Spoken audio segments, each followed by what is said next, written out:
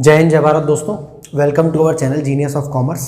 Guys, class 11th के लिए जो स्पेशल सीरीज चल रही है जिसमें आपको कम समय में सारे के सारे चैप्टर्स रिवाइज हो जाए, मोस्ट इंपॉर्टेंट क्वेश्चंस मिल जाए और अगर किसी चैप्टर में दिक्कत है तो उसके हमने कुछ स्पेशल वीडियोस बना रखे हैं। जिस तरीके से आप बोर्ड पर देख रहे हो, आज के जो पॉइंट्स हमने लिए हैं top 10 points of trial balance.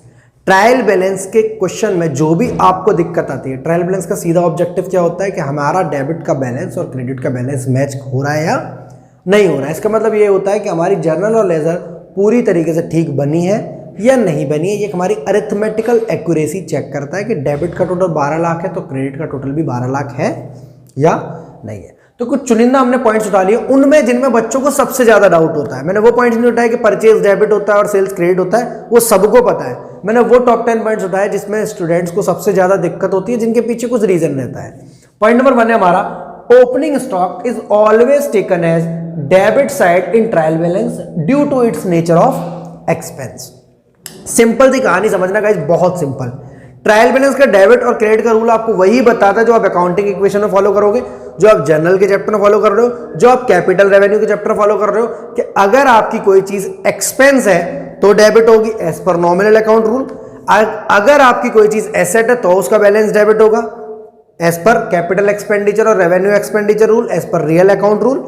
और अगर आपकी कोई चीज लायबिलिटी है तो क्रेडिट होगा और इनकम है तो भी क्रेडिट होगा। तो इस तरीके से हमने इन पॉइंट्स को बनाया गया है ताकि आपके वो चैप्टर्स भी रिवाइज हो जाए एज वेल एज आपका ट्रायल बैलेंस भी अच्छे से प्रिपेयर हो जाए। क्योंकि ओपनिंग स्टॉक को लेकर बच्चों को डाउट रहता है कि sir opening stock trial balance में आएगा या नहीं आएगा। तो ओपनिंग स्टॉक इज ऑलवेज का मतलब ये हमेशा ट्रायल बैलेंस में आएगा। सिर्फ कब नहीं आता, जब चीजों में एडजस्टेड परचेज दिया होता है।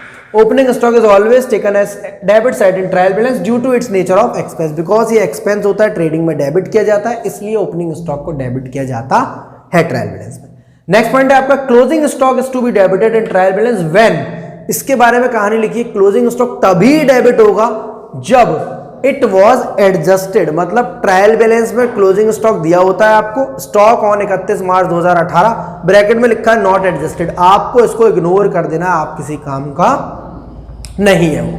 तो ट्रायल बैलेंस में अगर ये दिया है अंदर और नॉट एडजस्टेड है तो नहीं आएगा। कब आएगा? सिर्फ जब लिखा होगा closing stock is to be debited in trial balance when it was adjusted. तभी आएगा जब ये एडजस्ट हो रखा होगा। अगर ट्रायल बैलेंस में एडजस्ट नहीं है तो एडजस्ट ये नहीं आएगा। एडजस्टेड का मतलब सिंपल से पता है क्या होता है आपको, आपने सामान लिया, उसको आप एंट्री डाल दो purchase account debit to cash, purchase account debit to bank या purchase account debit to creditor XYZ whatever the name of your supplier.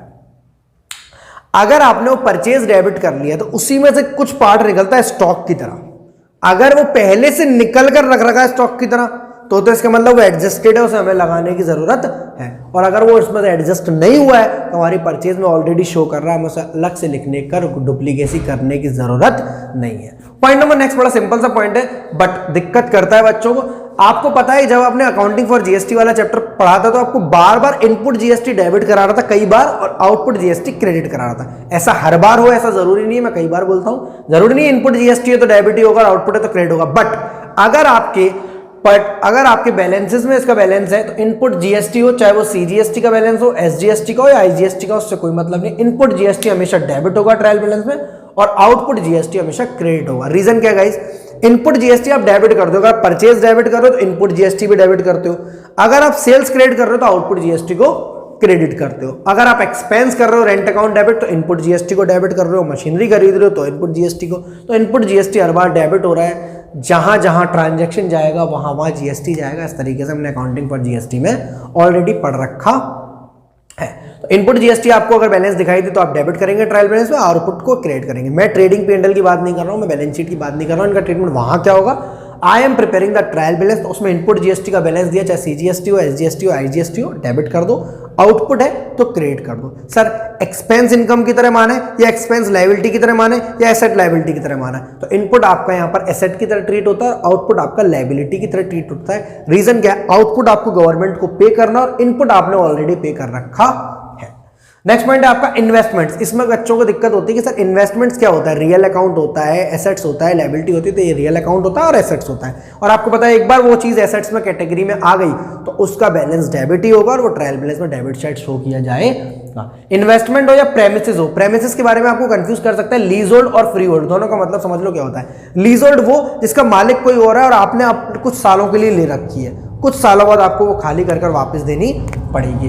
तो इन्वेस्टमेंट और प्रेमिसेस चाहे लीज होल्ड हो या फ्री होल्ड हो are concerned as assets and shown in debit side of trial balance. मतलब investment हो या premises हो, दोनों को आप ट्रायल बैलेंस में डेबिट साइड शो करते हो क्योंकि इनका नेचर कैसा है, एसेट्स की तरह। इनके अकाउंट होते हैं रियल अकाउंट्स। क्लियर है गाइस।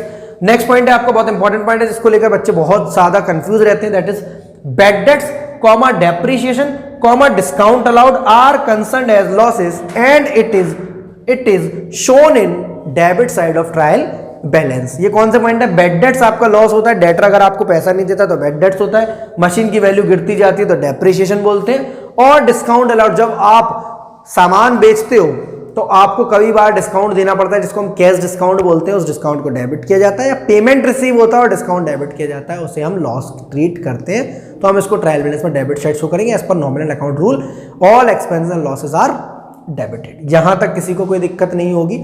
आई होप ये पॉइंट्स आपको बहुत स्पेशल ट्रीटमेंट देंगे when you are preparing the trial balance. इसके बाद हमारी एक वीडियो बना रखी है ट्रायल बैलेंस पर बन रही है, जो कि टॉप 2-3-4 क्वेश्चन होंगे गोयल सर की बुक से, जो कि आपके पूरा ट्रायल बैलेंस को रिवाइज करा देंगे। नेक्स्ट है आपका sir interest on investment, miscellaneous income, oblique sale of scrap. ये तीनों चीजें इनकम होती है पर लगती नहीं है हमें इनकम। कैसी, हमने कोई इन्वेस्टमेंट कर रखा है, किसी कंपनी के शेयर डिवेंचर परचेज कर रखे हैं और वहां से हमें इंटरेस्ट आता है रेगुलरली, या फिर मिसलेनियस इनकम, कोई छोटी मोटी इनकम है हमारी किसी भी तरीके की, कमीशन रिसीव्ड है, इंटरेस्ट रिसीव्ड है, हम बता नहीं पा रहे हैं कि कौन सी इनकम है, तो ये मिसलेनियस इनकम के नाम से, मिसलेनियस रिसिप्ट या फिर सन्ड्री रिसिप्ट, मेरी बात सुन लो, ये वो चीजें जो आपको खुद से दिमाग लगाना पड़ेगा। दीज आर योर इनकम, और एक बार इनकम हो गई तो ये आपकी क्रेडिट साइड में शो होती है। कौन सी चीजें गाइस, दोबारा से देख लो। Interest on investment, investment debit में गया तो इंटरेस्ट कहां गया, क्रेडिट में। और मिसलेनियस इनकम हो, मिसलेनियस रिसीप्ट्स हो, सन्ड्री इनकम हो या सन्ड्री रिसीप्ट्स हो, इसके अलावा इनकम हो सेल ऑफ स्क्रैप की, तो ये सारी चीजें आपकी क्रेडिट साइड में शो होती है। नेक्स्ट है आपका लोन टेकन फ्रॉम बैंक और from any other person. Loan आपने बैंक से लिया या अपने भैया से लिया या पड़ोसी से लिया या दोस्त से लिया है या फिर कोई भी तरीके का बैंक ओवरड्राफ्ट है, तो आपको उसे क्रेडिट साइड शो करना पड़ेगा because it is your liability, आपको कुछ टाइम बाद पे करनी पड़ेगी। नेक्स्ट है आपका परचेज रिटर्न और रिटर्न आउटवर्ड। यहां बच्चे बहुत कंफ्यूज रहते हैं कि सर ये परचेज रिटर्न दे रखा है, कभी रिटर्न आउटवर्ड दे रखा है, इसको तो हम माइनस करते थे परचेजेस में से when we are preparing the trading and profit and loss. हम वहां की बात नहीं कर रहे, हम ये बोल रहे हैं इसका बैलेंस क्या होगा। परचेज का बैलेंस डेबिट होता है तो परचेज रिटर्न का क्या होगा दोस्त, क्रेडिट। इसका दूसरा नाम आपको कंफ्यूज कर देता है, that is return outward. Return outward क्या, वो सामान जो खरीदा था और फिर वापस कर दिया था, तो आउटवर्ड बाहर चला गया। तो एक ही चीज याद रखना, परचेज रिटर्न का नाम होता है रिटर्न आउटवर्ड, तो दूसरा जो होगा उसका नाम होगा return inward, that is your sales return. तो मैंने दोनों के बारे में लिख रखा है, याद सिर्फ एक करना है, परचेज रिटर्न को रिटर्न आउटवर्ड, दोनों याद करते हो इसलिए कंफ्यूज हो जाते हो।